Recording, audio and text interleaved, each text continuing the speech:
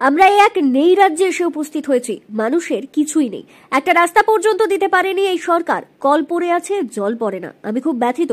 নির্বাচনে নির্ঘণ্ট দলের তরফে প্রার্থী হিসেবে তার নাম ঘোষণার পর প্রথম রবিবার্ষীয় প্রচারে বেরিয়ে ছাতনার ঝুঞ্ঝকা গ্রাম পঞ্চায়েতের কিদুয়া গ্রামে গিয়ে এমনই বিস্ফোরক দাবি করলেন বাঁকুড়া লোকসভা কেন্দ্রের সিপিআইএম প্রার্থী আইনজীবী নীলাঞ্জন দাশগুপ্ত। আমার দেখে আজকে যা মনে হলো আমরা একটা নাইরাজ্যে এসে উপস্থিত হয়েছি। এখানে মানুষের কিছুই নাই, একটা রাস্তা অবধি দিতে পারেনি এই সরকার। এখানে রাস্তার মধ্যে কোথাও আলো জ্বলে না, কল পড়ে আছে, কোথাও জল পায় না। কি যে মানুষকে দিচ্ছে এরা, তাদের কোনো ঠিক ঠিকানা নেই। আমি খুব ব্যথিত। একই সঙ্গে এদিন তিনি আরো বলেন, একটা রাস্তা হলে কতগুলো গ্রাম উপকৃত হবে। 2024-এ পৌঁছেও মানুষকে পরিশ্রুত পানীয় জল দিতে পারবো না। কি করেছেন সাংসদরা, কি করছেন স্থানীয় বিধায়ক, বলেও তিনি প্রশ্ন তোলেন।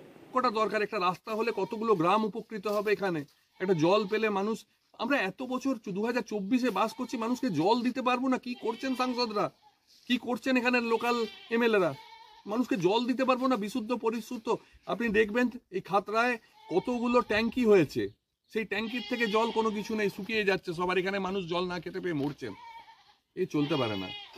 স্বাস্থ্য পরিষেবা নিয়েও রাজ্য সরকারকে এক হাত নেন সিপিআইএম প্রার্থী। তিনি বলেন, ন্যূনতম পরিকাঠামো নেই, 3টি হাসপাতাল আছে, চিকিৎসক নেই।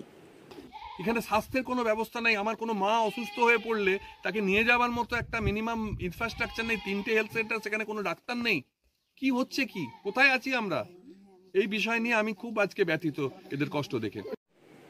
একই সঙ্গে ওই এলাকার মানুষের রুটি রুজির সমস্যা রয়েছে দাবি করে তিনি বলেন, আমি ওনাদের কষ্টের কথা শুনছিলাম, বামপন্থীদের মনের কাছের মানুষ ভেবে সেই সব কথা আমাদের সঙ্গে তারা শেয়ার করেছিলেন। আমার মূল বিষয়বস্তু আজকে ছিল যে এখানে আমি দেখছি এটা আদিবাসী অধ্যুষিত গ্রাম। এখানে আদিবাসীদের কাছে বসে তাদের সমস্যা বুঝছিলাম এবং আলটিমেটলি যেটা বুঝতে পারলাম, ভয়ঙ্কর রুজি রুটির সমস্যা হয়েছে।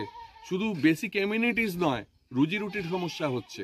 সেই জায়গায় তাদের সাথে কথা বলছিলাম আমি এবং তাদের কষ্টের কথাগুলো শুনছিলাম। তারা শেয়ার করছিলেন বামপন্থীদের মনের কাছাকাছি মানুষ ভেবে। মূলত এখানের যে ইনফ্রাস্ট্রাকচারাল সমস্যা, জল নেই, ইলেকট্রিক নেই, রাস্তা নেই, রেগুলার 100 দিনের কাজ নেই। তাদের এখানে আশেপাশে যা ছিল ল্যাম্পস এবং অন্যান্য জিনিসপত্র সব বন্ধ হয়ে যাওয়ার জন্য তাদের রুজি রোজগারের সংস্থান নেই, কিছুই নেই। নাইরাজ্যের নৈরাজ্য। আমরা আজকে তারা সেই গল্পটাই করছিলেন আমাদের কাছে। এদিন সিপিআইএম প্রার্থী আইনজীবী নীলাঞ্জন দাশগুপ্ত দলের নেতা কর্মী সমর্থকদের সঙ্গে নিয়ে নিবিড় জনসংযোগের অঙ্গ হিসেবে ওই এলাকার মানুষদের সঙ্গে কথা বলার পাশাপাশি ছোট ছোট পাড়া বৈঠকে অংশ নেন। স্বচ্ছ ভাবমূর্তি, ঘরের ছেলে, কাছের মানুষ, কাজের মানুষ, পেশা আইনজীবী নীলাঞ্জন দাশগুপ্তকে কাছে পেয়ে উচ্ছ্বসিত ছাতনা এলাকার মানুষ, এমনটাই সিপিআইএম সূত্রে জানানো হয়েছে। ভোটের দামামা বেজে গেছে, প্রচার যুদ্ধে ঝাঁপিয়ে পড়েছে সবকটি রাজনৈতিক দল। সেদিকে তো আমাদের নজর থাকবেই। জেলার প্রতিদিনকার গুরুত্বপূর্ণ সব খবরের সঙ্গে লোকসভা ভোট সংক্রান্ত যাবতীয় খবরের জন্য আপনার চোখ থাকুক দক্ষিণ বাঁকুড়া দর্পণের ফেসবুক পেজ আর ইউটিউব চ্যানেলে। সঙ্গে থাকুন, খবরে থাকুন। রিপোর্ট, দক্ষিণ বাঁকুড়া দর্পণ, ছাতনা।